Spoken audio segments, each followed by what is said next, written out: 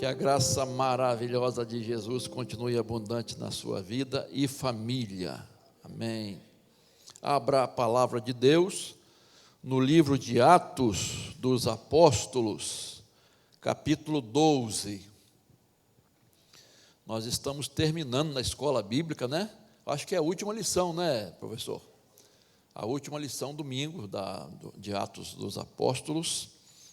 E a gente vê a história do crescimento da igreja, a expansão da igreja, expansão missionária, o evangelho sendo levado a muitos povos. E muito bem. Capítulo 12, por hora vamos ler até o verso 5. Diz assim: por aquele tempo, o rei Herodes mandou prender alguns da igreja para os maltratar. Mandou matar à espada Tiago, irmão de João. Vendo que isto agradava aos judeus, prosseguiu, mandando prender também Pedro. E eram os dias dos pães sem fermento. Depois de prendê-lo, lançou na prisão, entregando-o a 4 escoltas de 4 soldados cada uma, para o guardarem. A intenção de Herodes era apresentá-lo ao povo depois da Páscoa. E assim, Pedro era mantido na prisão, mas havia oração incessante a Deus por parte da igreja a favor dele. Maravilhosa a palavra de Deus, não é, queridos? Amém? Eu quero pensar um pouquinho com os irmãos sobre essa igreja intercessora. E um dos segredos da expansão da igreja, um dos segredos que mantinha a igreja de pé, você sabe, em meio a tanta perseguição, era a oração. Era a oração, com certeza, não há nenhuma dúvida disso. Mas 2 acontecimentos trágicos acontecem aqui no capítulo 12. A morte de Tiago, irmão de João, e a prisão de Pedro para também ser morto depois da Páscoa. Ambos apóstolos, ambos líderes da igreja. Enfim, queridos, aquele tempo de angústia, de perseguição, a crueldade que estava sendo lançada sobre a igreja, tinha 2 frentes. Primeira, era uma perseguição religiosa, claro.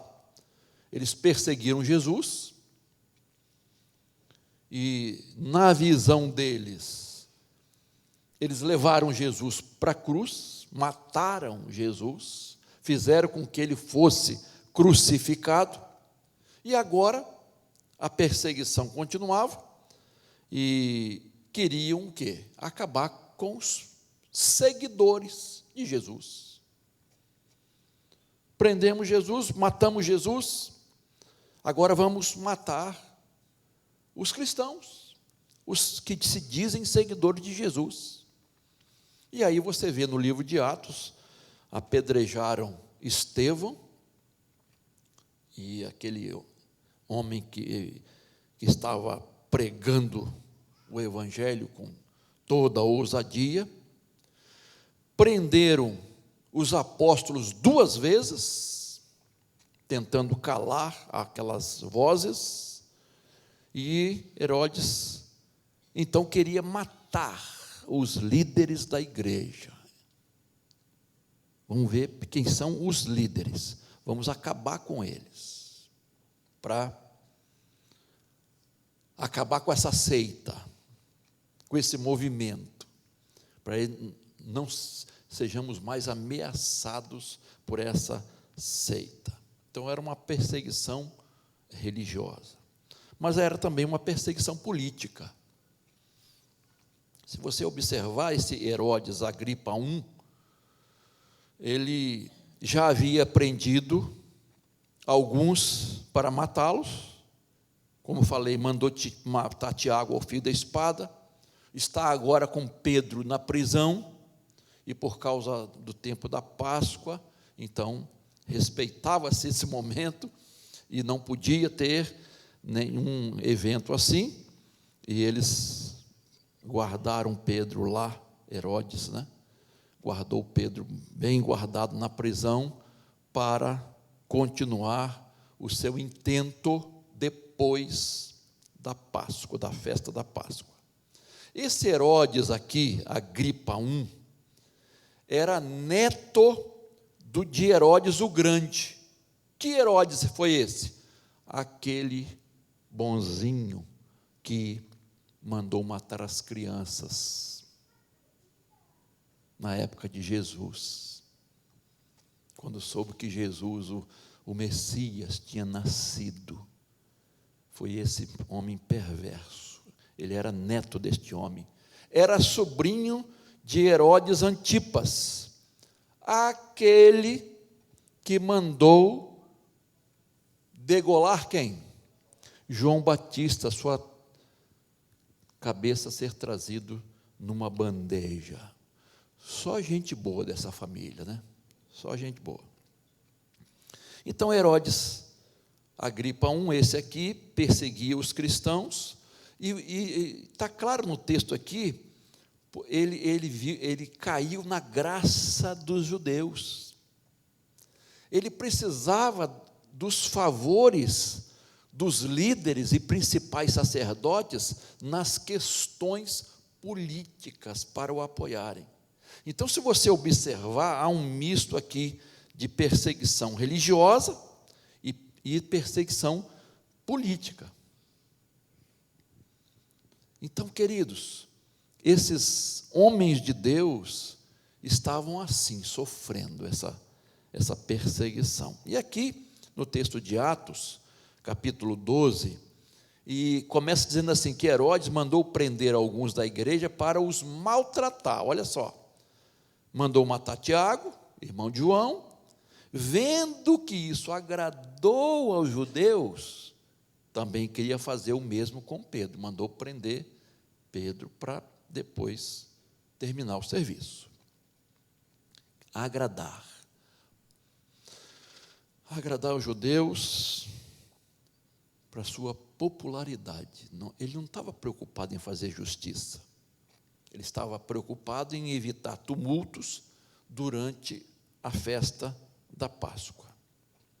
E aí Pedro que se destacava, irmãos, Pedro era o líder atual da igreja, ele liderou a escolha de Matias, quando você vê lá, né, que Judas enforcou-se, então elegeram Matias para substituí-lo. Então Pedro liderou, Pedro que pregou no dia de Pentecostes, e quase 3.000 pessoas se converteram. Pedro que foi o instrumento de Deus para curar aquele paralítico na porta, né, do templo. Que porta? Eu gostei, hein? Beleza, né? Enfim, ele pregou novamente, está aí no livro de Atos, quase 5.000 pessoas se convertem. Foi Pedro que foi usado para desmascarar Ananias e Safira, quando esse casal se infiltrou na igreja pelo inimigo, foi infiltrado pelo inimigo. Pedro ressuscitou Dorcas, está aí na história de Atos. Pedro que pregou para Cornélio, abrindo a porta do evangelho para os gentios, que os judeus eram ferrenhos, eram bairristas, né, racistas, vocês sabem disso, que já estão cansado de saber disso. Então, queridos, a gente vai vendo aqui que do capítulo 1 ao capítulo 12 de Atos, Pedro era a figura em destaque. Este homem de Deus. A partir do capítulo 13 até o 20, Paulo é a figura principal, em destaque. O apóstolo Paulo. Então, antes de avaliar a oração, essa igreja intercessora, né? Antes de analisar a oração intercessória da igreja, eu quero destacar, a título de introdução, essa questão envolvendo Tiago e Pedro. 2 discípulos, 2 apóstolos, que faziam parte do grupo íntimo de Jesus, vocês lembram? Tinham quantos? 3 dos 12, 3. Tiago e João. Que eram mais achegados a Jesus, e vários textos você vai ver de Jesus até chamando os 3 para determinados eventos ali, né? A operação de Jesus. Então, veja bem, eles eram líderes influentes na igreja.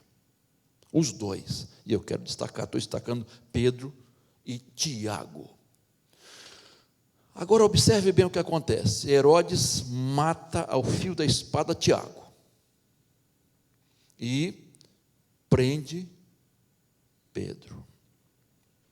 E aí surge uma pergunta, irmãos, ou as perguntas. Por que Deus permitiu que Tiago morresse assim, ao fio da espada, enquanto Pedro foi liberto da prisão? Um anjo foi lá para libertá-lo da prisão. Por que para um teve uma morte trágica e para outro um livramento maravilhoso?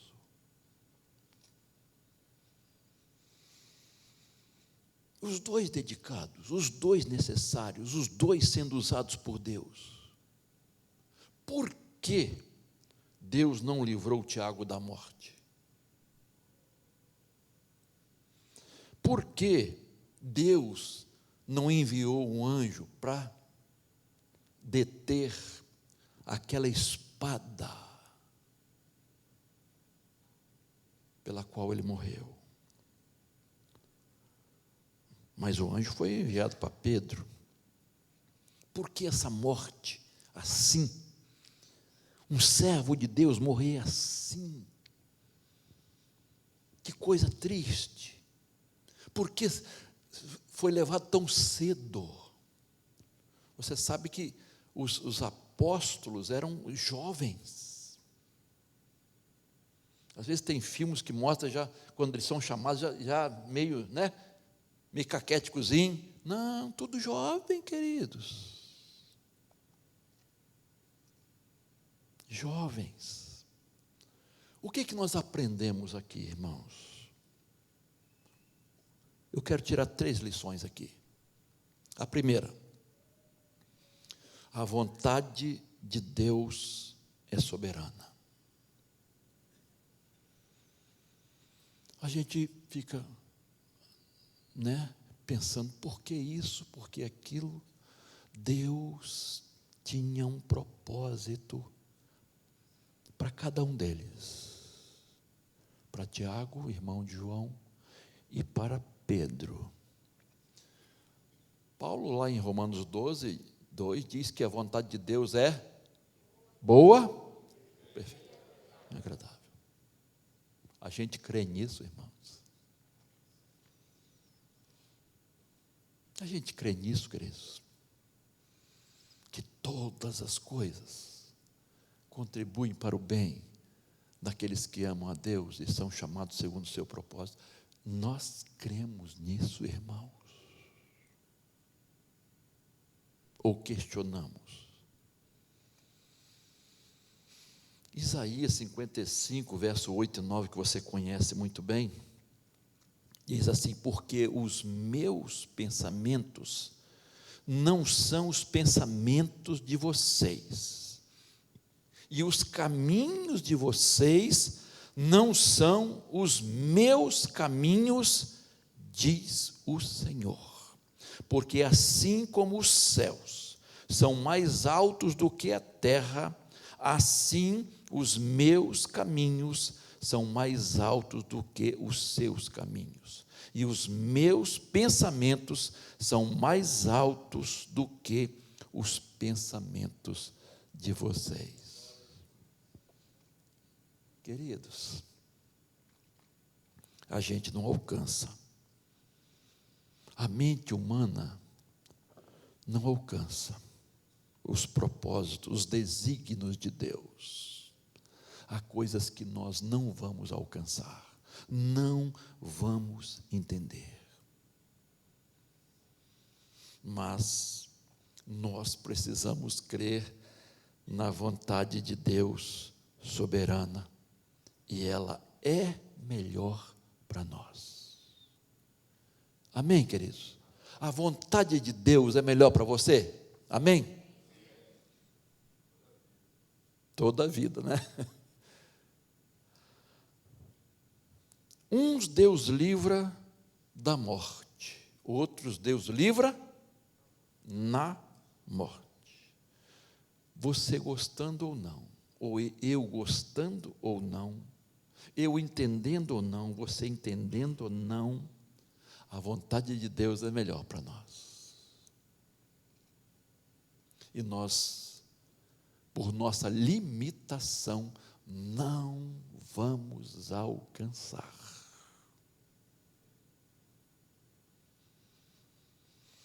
Mas, assim, eu acho, vamos usar uma palavra, legal.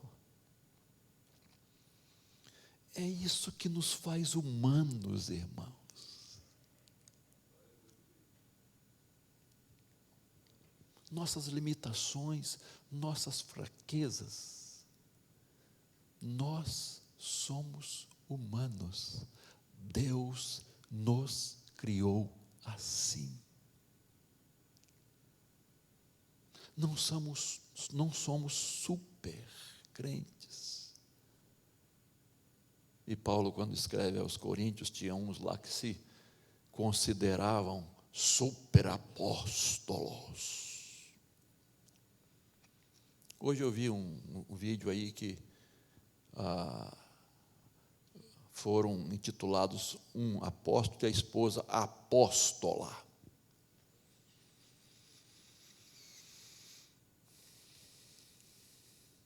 Não quero entrar nesse detalhe, mas não é isso que a Bíblia ensina, irmãos. Pode ser um líder, pode coordenar, né, supervisionar, beleza, mas apóstolo, no sentido real do texto aqui, não são. Isso é fake, irmão.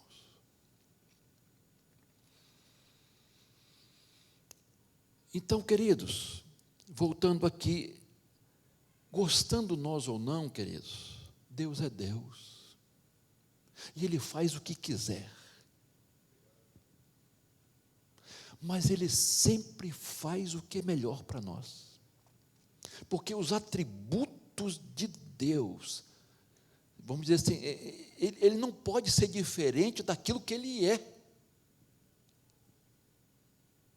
Ele é amor, Ele é justiça, Ele é justo, Ele é onisciente, onipresente, onipotente, faz parte dos atributos especiais e naturais de Deus. Então Ele pode determinar, Ele pode, porque Ele é Senhor. E quem somos nós para questionarmos a vontade de Deus? Como a gente gosta de cantar, se Deus fizer, Ele é Deus, se não fizer, Ele é Deus. Se a porta abrir, Ele é Deus. Se a porta se fechar, Ele é Deus. Se a doença vier, Ele é Deus. Se eu for curado, Ele é Deus. Se tudo der certo, Ele é Deus. Mas se tudo der errado, Ele é Deus também. Haja o que houver, não é? Sempre será que nós, na luta, na dificuldade, na provação, na tempestade, na enfermidade, nós vamos dizer isso com sinceridade. Graças a Deus que Ele nos entende, Deus nos criou, Ele sabe que nós somos pó. E começamos a ter valor em Cristo, quando nos convertemos, quando o Espírito Santo passa a habitar na nossa vida. Somos selados, marcados para o dia da redenção. Está marcado, está selado. Não vai tirar o selo, não. Eu não vou entrar nisso hoje, não. Deus selou, vai tirar o selo. Deu a salvação, vai tirar. Não vou falar isso hoje, não. Então, Ele é Deus, irmãos. E às vezes na prática nós não agimos assim. Quando a gente vê lá a história do povo de Israel saindo do Egito, vendo as maravilhas de Deus, né? Já pensou, gente? A gente vê aqueles milagres maravilhosos de Deus. Já começou com as pragas lá, olha o que Deus está fazendo. Depois sai o mar vermelho, eita, água, enfim. E aquele povo incrédulo. E muita gente murmurando, chegando a dizer assim, era melhor ficar lá. Era melhor ter morrido lá, pelo menos lá tinha coisa de comer. A gente pensa muito na barriga. Irmãos, Paulo não lembra a carta agora, diz que o Deus deles é o ventre. É o ventre. Comer. A gente se apega muito a isso. Na teologia de hoje, irmãos, vocês sabem disso, a teologia de hoje não aceita sofrimento. Tem até uma plaquinha numa igreja assim, pare de sofrer. Não é? Venha para cá que em 1 minuto nós vamos curar sua depressão. Não, tá lá, não, tá, não vou, nem quero dizer o nome aí, que é universal, não vou dizer.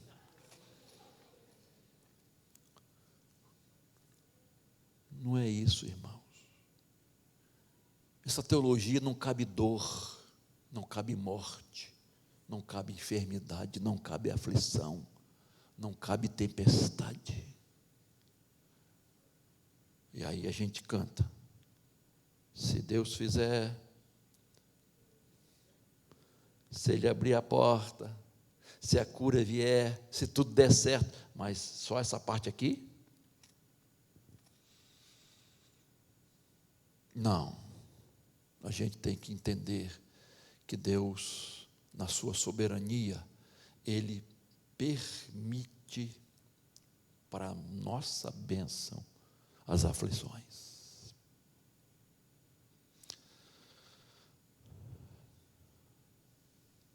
Aí as pessoas falam assim, está passando por problemas, dificuldade, provação, uma luta grande, é o diabo. Você está fora da bênção, você está sem fé, tem alguma coisa errada na sua vida, tem algum pecado escondido na sua vida. Pode até ter, mas necessariamente não é isso. Quantas vezes nós sofremos exatamente por obedecer a Deus?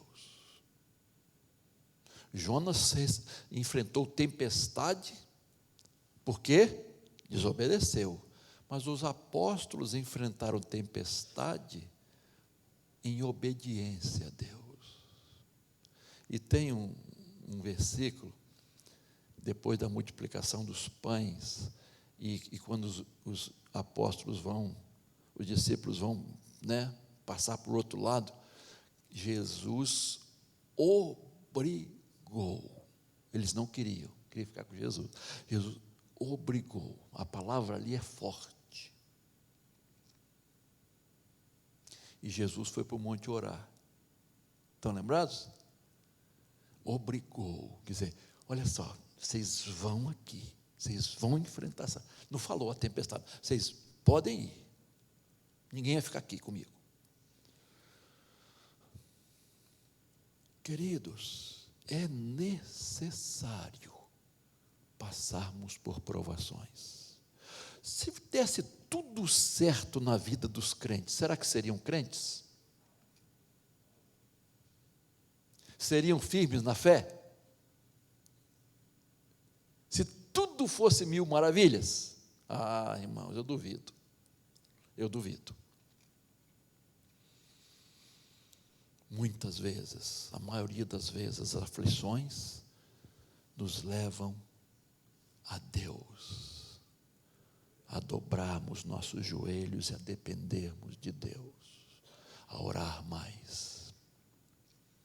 E a oração é uma declaração de dependência de Deus. Se a pessoa não ora, ela confia em si mesma. Eu me basto. Eu sei o que eu quero para mim. Eu resolvo. Quando ela ora, quando ela dobra seus joelhos, está dizendo: Senhor, eu preciso de Ti. Eu dependo de Ti. Eu não posso viver sem o Senhor. Eu não posso passar esse dia sem a Tua bênção. Então, queridos, a fé verdadeira se submete à vontade de Deus. A vontade de Deus é soberana. Foi soberana na vida de Tiago e foi soberana na vida de Pedro. Amém? Segunda lição que eu quero tirar aqui, queridos, é que nós precisamos ter uma visão correta, bíblica, espiritual da morte.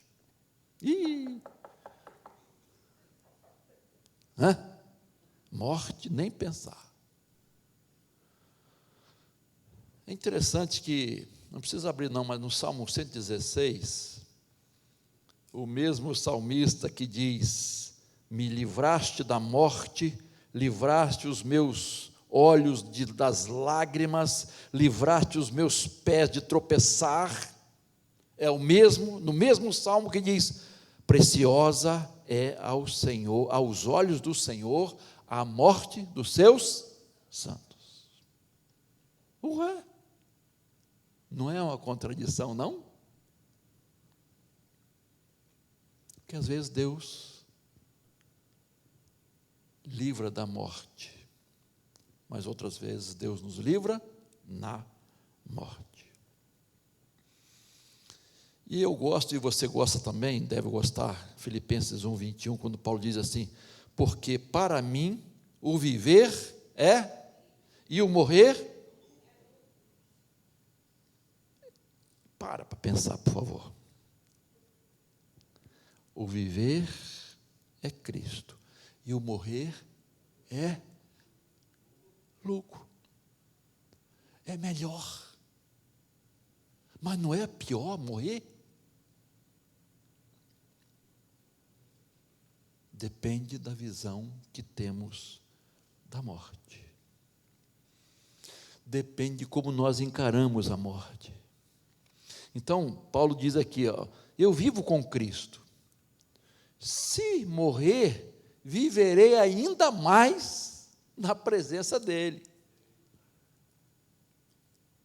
Né? É igual o pastor Mauro Israel Moreira, pastor lá em São Gonçalo. Lá tem muitos anos isso, mas um servo de Deus assim, irmãos, algo, um homem de Deus. Pensa num homem de Deus. Um dia ele estava pregando, ele comentou que estava vendo duas imagens. Por exemplo, eu olho para uma pessoa aqui, eu estou vendo duas ali, meio embaçado, duas pessoas. Ele comentou assim, né, depois passou e tal. Um médico ou médica que estava no auditório, foi lá falar com o pastor. Pastor, o senhor precisa fazer exames. Enfim, ele estava com câncer e morreu por causa desse câncer, humanamente falando, né? Mas a igreja orou muito, o Brasil, as igrejas oraram muito por ele, no período da sua enfermidade, e ele, pelo que me consta, foi a primeira pessoa a dizer isso. Ele disse para os irmãos: irmãos, se eu for curado, vocês vão ver a glória de Deus, mas se eu não for, eu é que vou ver a glória de Deus.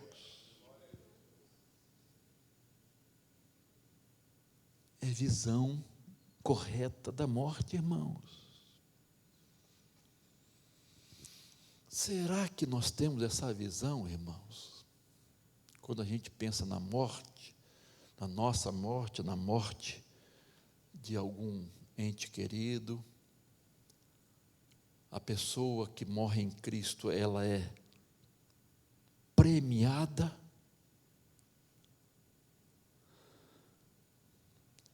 Filipenses 1, 23 e 24,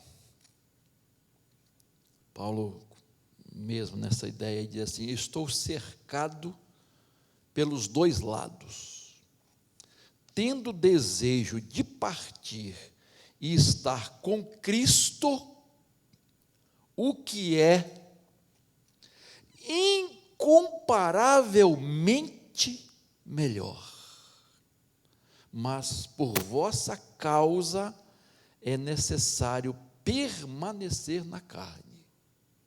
Olha só, irmãos, como esse homem de Deus vivia num dilema, o desejo de partir para estar com Cristo plenamente, incomparavelmente melhor, mas ao mesmo tempo, não, eu preciso ficar ainda, porque eu preciso compartilhar mais o Evangelho,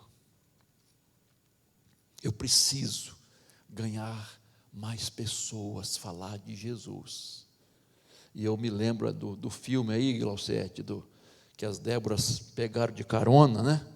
Até o último filho, um filme que, até o último homem, né? Quem assistiu? É um filme de guerra, tá? Então quem não gosta do estilo não assiste não, porque é meio pesado, né? É guerra mesmo, bom, não vou falar não, mas baseado numa história real de um servo de Deus que não queria pegar em armas, que queria ir para a guerra para salvar, não para matar. E ele lá no campo do inimigo, salvando aquelas pessoas feridas e trazendo, eu não lembro se foram 35, quantos soldados que ele trouxe, ferido, né? Todos desceram lá e ele continuava lá: Senhor, me dá mais um, Senhor, mais um, Senhor.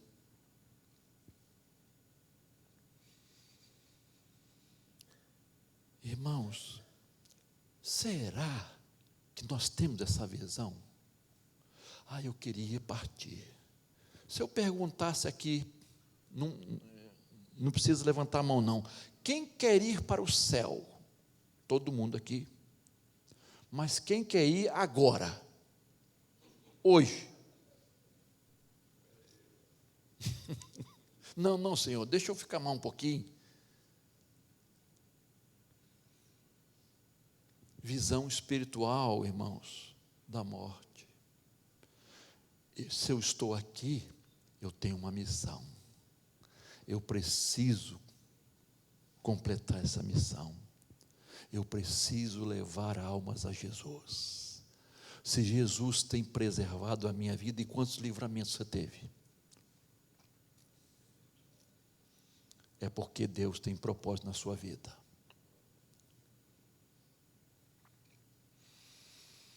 Então nós precisamos ter essa visão da morte, irmãos, visão correta da morte. Nós não devemos nos apegar demasiadamente às coisas, e eu vou dizer uma coisa que pode entristecer você, e às pessoas.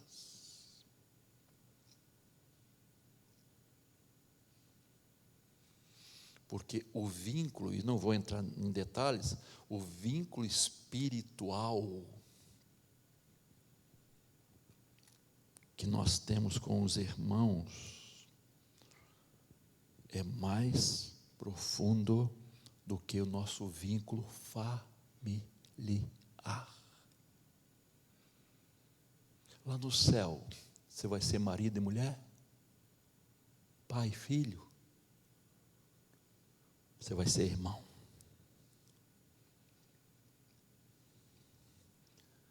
Filhos do mesmo Pai. Todos resgatados e redimidos pelo sangue de Jesus. O vínculo familiar, irmão, de sangue, fica aqui. Graças a Deus que lá não vamos ter sogra.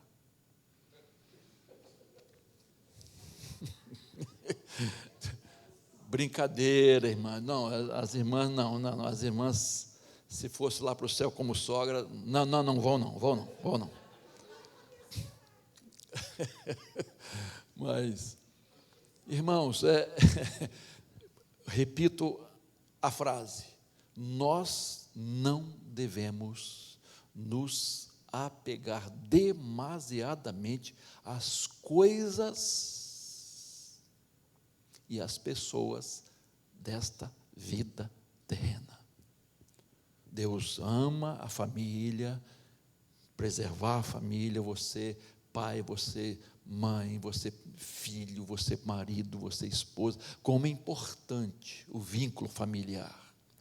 Mas esse vínculo acaba aqui. Termina aqui. Apocalipse 14, 13, versículo que você conhece também. Os que morrem no Senhor são o quê? Bem-aventurados. Bem-aventurados, que desde agora morrem no Senhor. Bem-aventurado, feliz para chuchu. Extremamente feliz. Então, Tiago, que morreu ao fio da espada, ele foi bem-aventurado. Estevão, que morreu a pauladas, né?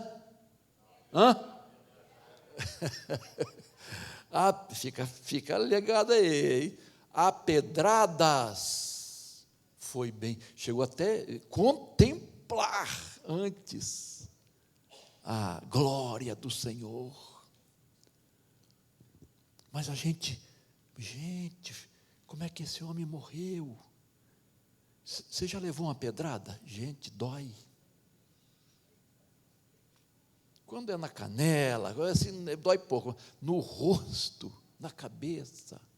E não era pedrinha não, irmãos. Era pedregulho mesmo. Quando aqueles homens pegaram as pedras para atirar na mulher apanhada em adultério, não era pedrinha não. Era pedregulho para matar mesmo, irmão. Aí a gente fica, meu Deus. E aí quando a gente pensa em João Batista, por que Deus permitiu? Bem-aventurado. Chegou o momento dele, irmãos, e ele glorificou a Deus na morte.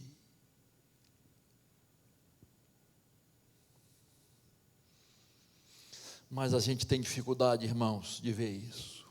Mas nós precisamos aprender essa lição. E última, que eu quero tirar aqui, nessa introdução, que meu tempo terminou, Deus nunca perde o controle da nossa vida, das circunstâncias da nossa vida. Herodes pensou que estivesse no controle, mas quem estava no controle da vida destes homens, da igreja, era Deus. Deus estava conduzindo o avanço da igreja. Nenhum homem, nenhum poder, nenhum império poderia impedir o avanço da igreja. Deus estava conduzindo tudo isso.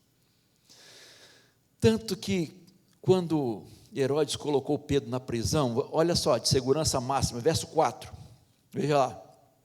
Depois de prendê-lo, lançou na prisão, entregando a quatro escoltas de 4 soldados cada uma, para o guardarem. A intenção de Herodes era apresentá-lo ao povo depois da Páscoa. Olha só, lançou no cárcere, algemado a 2 soldados, um de cada lado, e guardado por 4 escoltas, de 4 soldados cada uma. Prisão, algemado com 2, 4 vigiando. O que Herodes estava dizendo? Esses aí conseguiram escapar de 2 vezes. Agora eu quero ver escapar agora. Quero ver, e usando uma palavra meio chula, esses malandros escaparem agora. Porque se você vai ver, Atos 4, capítulo 4, verso 3 e 5, 18, eles escaparam da prisão. Pedro, né? Ele estava aqui dizendo assim, eu quero ver, é impossível esse homem fugir. E aí a gente abre lá em Jó 42, 2, bem sei que tudo podes, e nenhum dos teus planos não pode, irmãos, não pode ser frustrado. Nada, nem ninguém pode impedir os desígnios de Deus. Não há causa difícil, não há enfermidade incurável, não há um problema sem solução, não há causa perdida, porque nada detém a mão invisível e poderosa de Deus. Herodes não contava que o que estava acontecendo naquele momento. Ele não contava com o versículo 5 de Atos 12. Veja lá. E assim Pedro estava guardado na prisão. Mas, todavia, porém, entretanto, não obstante, o que acontecia? Havia oração incessante a Deus por parte da igreja em favor dele. Herodes não contava com isso. A igreja recorreu ao recurso mais poderoso desta terra, ao poder maior desta terra, o recurso que Ele nos deu, oração. E sobre esta oração, nós vamos falar quarta-feira que vem, analisar um pouquinho a oração que eles fizeram, tá? Então, quarta-feira a gente continua nesse estudo, mas por hora, vamos aprender essas 3 lições, irmãos, nessa introdução à igreja intercessora. A vontade de Deus é soberana, é melhor, é perfeita, é agradável. A vontade de Deus vai sempre fazer o melhor para nós, mesmo que a gente não alcance e ache que foi um erro, foi alguma coisa, aconteceu alguma coisa. Não, Com Deus não tem esse negócio, irmãos. Deus escreve certo sempre. Ele escreve a nossa história, em linhas retas ou tortas. Precisamos ter a visão correta da morte. Sofremos, choramos, como diz Paulo, né? Porque amamos as pessoas, nossos entes queridos, mas não como aqueles que não têm esperança. Precisamos ter essa visão da morte, irmãos. É prêmio para nós. E a terceira lição: Deus está no controle da sua vida, de cada detalhe, de cada circunstância. Deus está no controle. Ele não perde o controle, não, irmãos. Eu sei que é um jargão, né? É uma frase, parece de efeito, uma frase que é tão repetida, mas nós precisamos crer nisso. Deus está no controle da minha vida, da minha família. Amém? Fique de pé, por favor.